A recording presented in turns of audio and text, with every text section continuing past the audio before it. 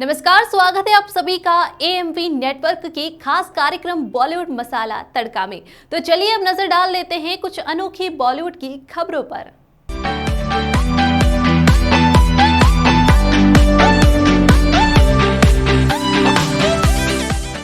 आमिर खान की फिल्म लाल सिंह चड्ढा लगातार विवादों से घिरी हुई नजर आ रही है। ऐसे में आमिर खान को सपोर्ट की बजाय अधिक विरोध का सामना करना पड़ रहा है।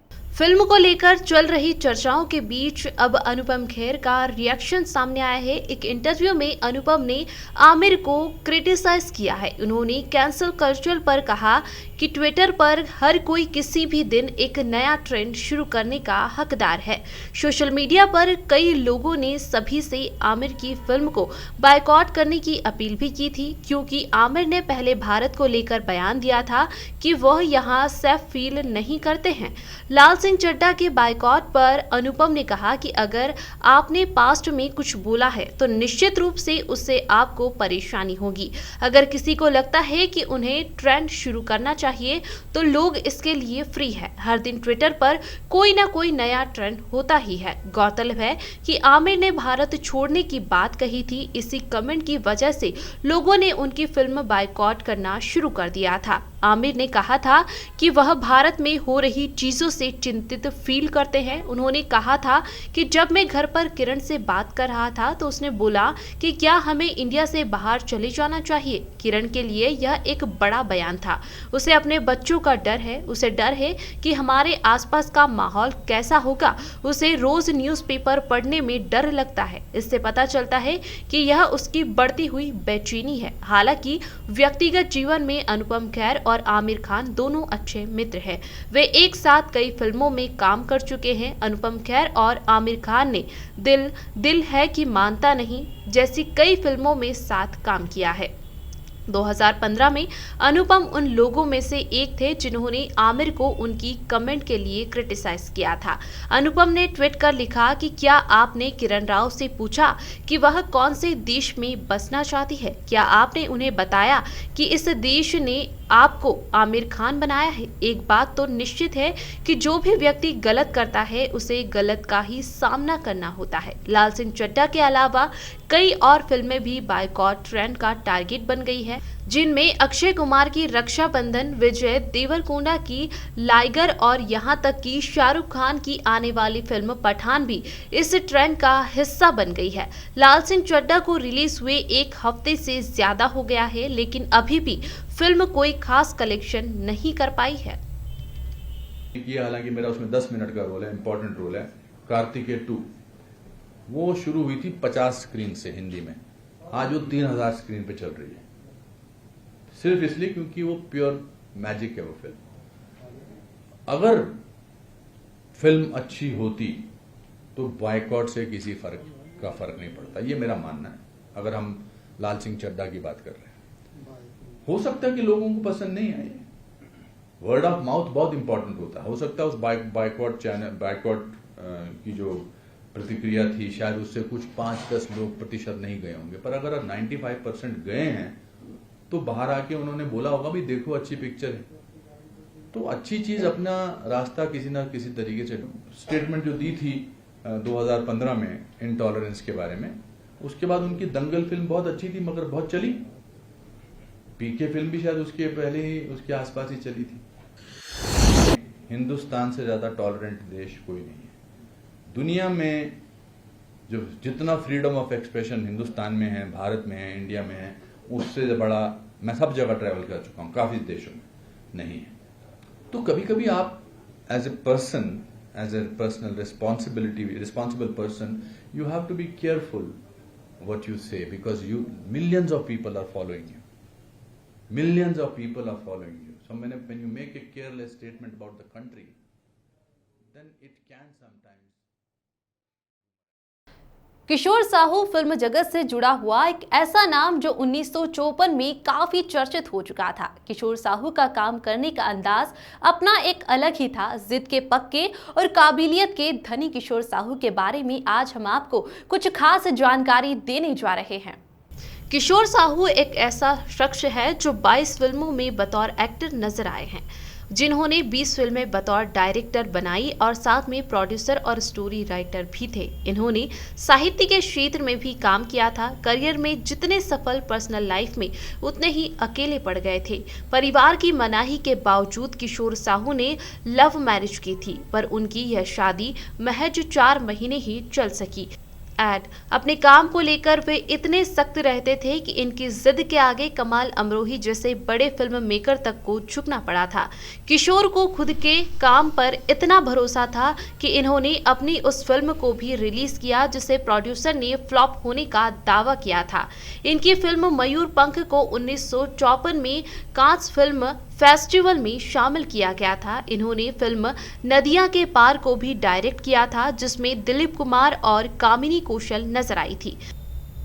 किशोर साहू का जन्म 22 नवंबर 1915 को छत्तीसगढ़ के राजनांदगांव में हुआ था। स्कूली पढ़ाई करने के साथ ही इन्होंने नाटकों में भी काम करना शुरू कर दिया था। नाटकों में काम करने के दौरान ही इनके मन में फिल्मों में एक्टिंग करने का भी खुमार चढ़ गया।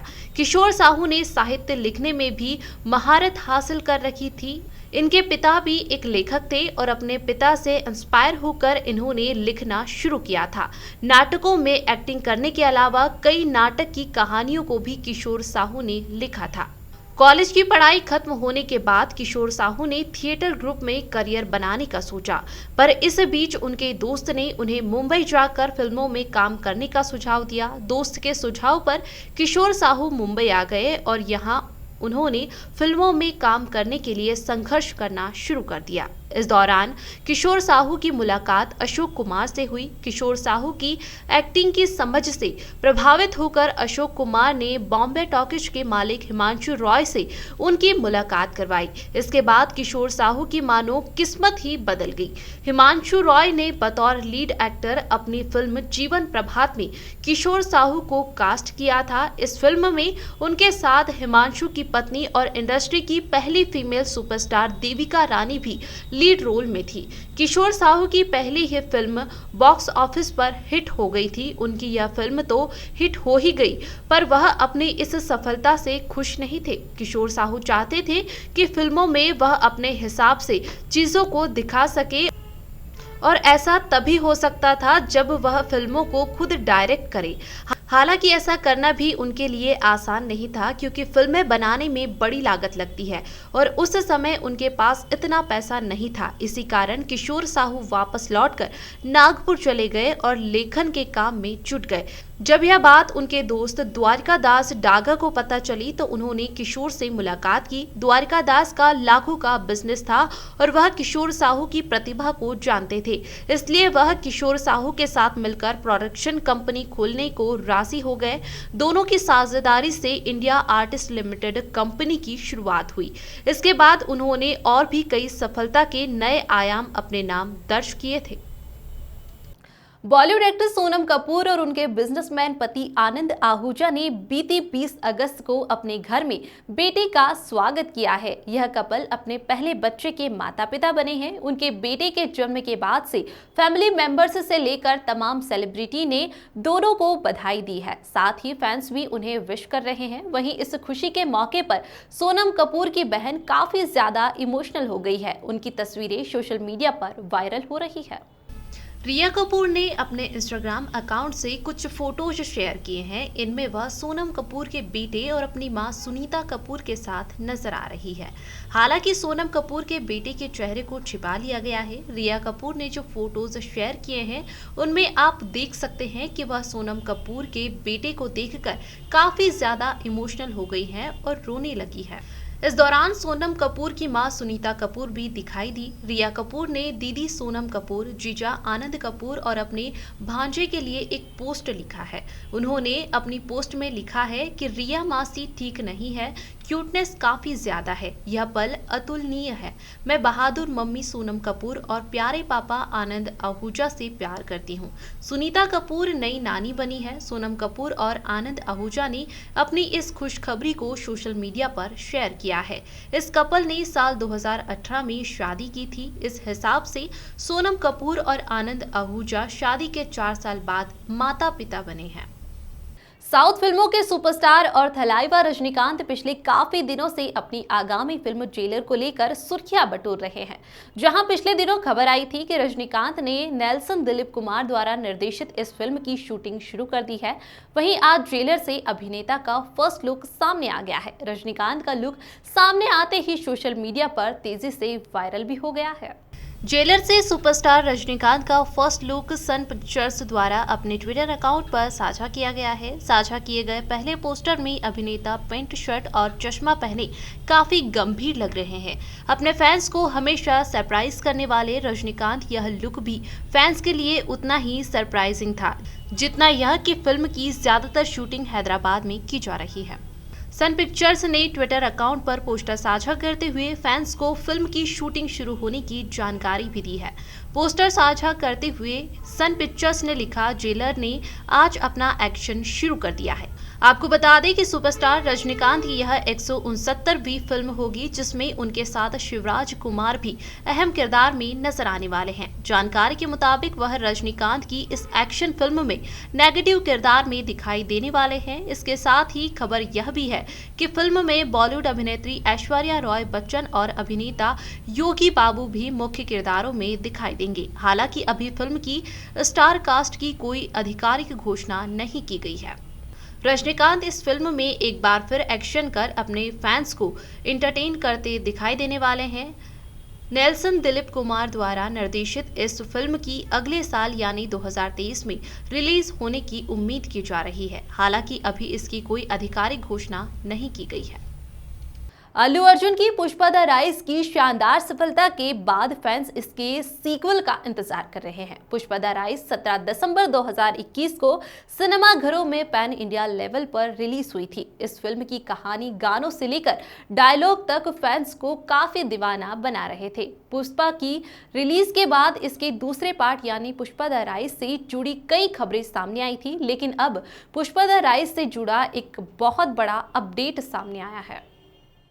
दरअसल फैंस पुष्पा 2 को फ्लोर पर आते हुए देखना चाहते हैं और अब मेकर्स ने सभी का इंतजार भी खत्म कर दिया है। सोमवार को फिल्म के लिए शानदार पूजा का आयोजन किया, जिसके बाद पुष्पा 2 की शूटिंग शुरू हो जाएगी। बता दें कि पुष्पा के सिक्वल में भी पुष्पाराज के रूप में अल्लू अर्जुन और श्रीवल्ली के किरदार में रश्मिका मंदाना नजर आएंगे।